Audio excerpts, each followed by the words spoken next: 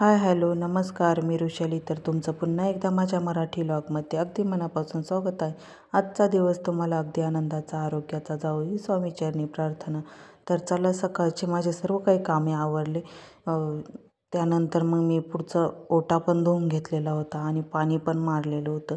आणि आज पाणी आलेलं होतं तर मला वरती टेरेसवरती पण धुवून काढायचं होतं सर्व काही. शंभू झोपल्यानंतरच मला सर्व धुवायचं होतं. तर त्यानंतर दुपारचे 1 वाजला होता. तर परत रिटर्न पाणी आलेलं होतं. तर मग मला हे सर्व काही धुवून घ्यायचं होतं. दीपोळीच्या वेळेस सर्व काही घासून धुतलेलं असतं, पण मग परत थोडंसं खराब झालेलं असतं, त्यावरती वरून परत शेवाळ आलेलं असतं. आणि मग उन्हाळ्याचे पण पदार्थ तयार करायचे आहे, त्यामुळे मग मला हे सर्व काही घासून आणि धुवून घ्यायचं आहे. आणि मग त्यानंतर मग इथे मी वरतीच उन्हाळ्याचे पदार्थ पण तयार करत असते. दुपारचे 1 वाजलेला होता. तर मग शंभू झोपलेला होता, त्यामुळे मग मला वरती येऊन पटकन घासून खाली जायचं होतं. तरी शंभू त्यानंतर उठल्यानंतर मग मी परत खाली गेले होते. टेरेसवरती सर्व काही काळं झालेलं होतं, तर मग मी ब्रशनं घासून काढत होते. तर सर्व काही असं घाण पण निघालेली होती. तर मग पाणी मारून सर्व काही धुवून काढलेलं होतं मी.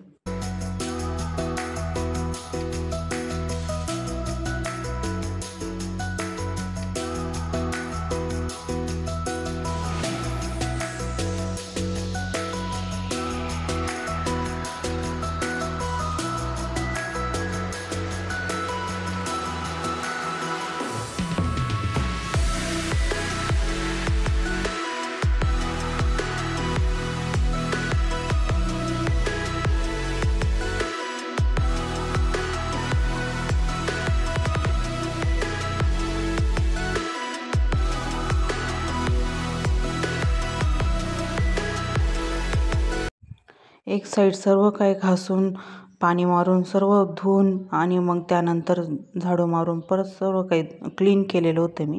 तर एक साईड धुवायची होती, तर तेवढ्या वेळात परत शंभू उठलेला होता. तर मग मी परत खाली गेले. मग एक साईड नंतर घासायची होती, मग ती साईड तशीच ठेवली. मग त्यानंतर मी खाली गेले. तर बघा, एक साईड पूर्ण काळी झालेली, एक साईड आता घासली तर कशी क्लीन दिसते बघा.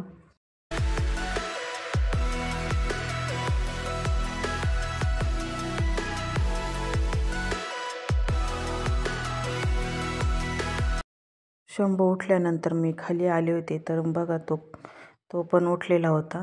त्याच्यामुळं मग एक साईड मी घासायची तशीच राहून दिली. मग त्यानंतर मी खाली आले तर त्याची बघा मस्ती कशी चालली आहे. मग त्यानंतर त्याला जेवायला दिलं. मग त्याला थोडं खाऊ पिऊ घातलं. मग त्यानंतर मला पण कपडे सुकलेले होते, तर त्याची घड्या घालून ठेवायच्या होत्या. त्यानंतर शंभू थोडा वेळ खेळल्यानंतर मग स्वरा पण आलेली होती. तर मग स्वरा आल्यानंतर दोघं पण त्यानंतर थोडा वेळ झोपले.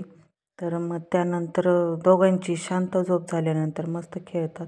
तर मग माझी सायंकाळची पण रुटीन चालू झाली. मग त्यानंतर दोघांना पण मी चहा दिला. तर मग येथे पण भांडे लावायचे होते रॅकला, सुकलेले होते, तर ते भांडे मला रॅकला लावायचे होते. तर मग संध्याकाळच्या जेवणामध्ये आम्हाला कोबीची भाजी करायची होती.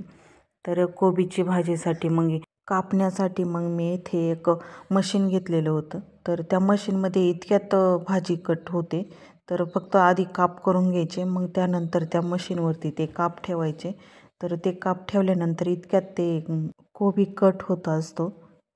विळीने किंवा ग्लासने कट करण्यापेक्षा ह्या चॉपरनं खूप छान कट होतो. तर ह्या मशीनमध्ये तर घातल्यानंतर मला तर हे मशीन खूप आवडतं. यामध्ये कांदा वगैरे सर्व काही कट होत असतो.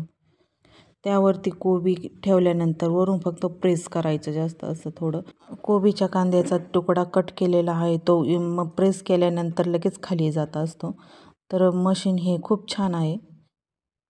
मी तर या मशीननंच कोबीचा कांदा हे आपलं सर्व काही भाज्या मी या मशीननंच कट करत असते. खूप छान मशीन आहे हे मशीन, तर खूप छान आहे.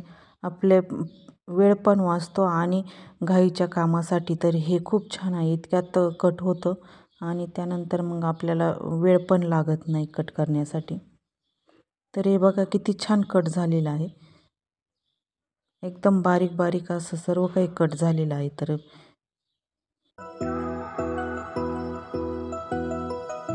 येथे मी कोबीच्या कांद्याला पण फोडणी देऊन घेतलेली होती. तर मोहरी जिरे टाकून आणि हिरव्या मिरचीचाच कोबीचा कांदा केलेला होता मी. तर खूप छान कोबीचा कांदा हिरव्या मिरचीचा लागतो. तर तुम्ही एकदा करून बघा.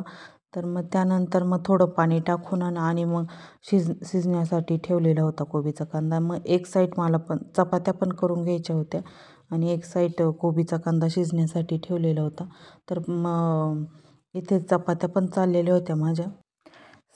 संध्याकाळच्या वेळेस असं थोडं निवांत असतं. सकाळची धावपळ पण असते, खूप धावपळ असते. मग त्यानंतर संध्याकाळी थोडा वेळ असतो, त्यामुळे मग थोडंसं निवांत पण चालतं काम करण्यासाठी. पण मग सकाळी वेळेतच काम झाले पाहिजेत असं सर्व काही धावपळ असते. तर मग येथे मी सर्व काही चपात्या पटपट करून घेत होते. तर मग त्यानंतर स्वराला पण अभ्यास करायचा होता. तर ती मागेच बसलेली होती अभ्यासासाठी. तर मग मी येथे चपात्या पण लाटत होते आणि तिला अभ्यासाचं पण सांगत होते. तिचा होमवर्क ती करत होती. तर त्यामध्ये तिला काय अडचण आली तर मग विचारत होती मला. तर मग ते पण सांगत होते आणि चपात्या पण लाटत होते. तर मग येथे कोबीचा कांदा पण थोडा असा पाणी टाकलेला होता, तर शिजलेला होता तो पण. तर त्यानंतर मग शेंगदाण्याचं मी त्यामध्ये पाणी टाकून शेंगदाणे पण दळलेले होते.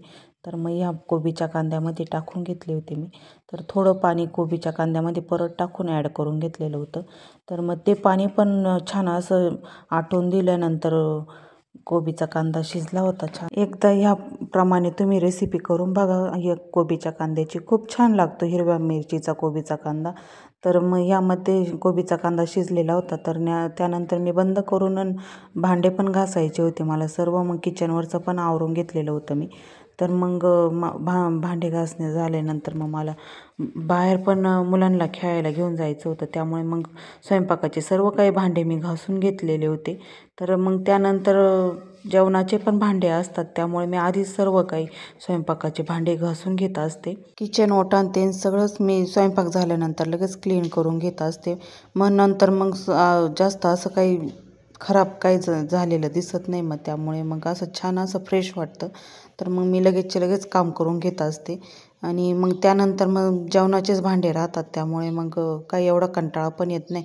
तर मग स्वयंपाक झाला का लगेच भांडे घासून घेतात. सर्व भांडे घासायचे झाल्यानंतर मग मी सर्व बेसिंग वगैरे त्यावरचं सर्व काही धुवून घेत असते. आजचा व्हिडिओ आवडला असेल तर व्हिडिओला लाईक करा, कमेंट्स करा आणि चॅनलला पण सबस्क्राईब केलेलं नसेल तर चॅनलला पण सबस्क्राईब करा. तर आजची रेसिपी पण तुम्हाला कशी वाटली तर ती करून बघा एकदा तुम्ही. तर चला नवनवीन व्हिडिओसोबत भेटूया आपण. बाय.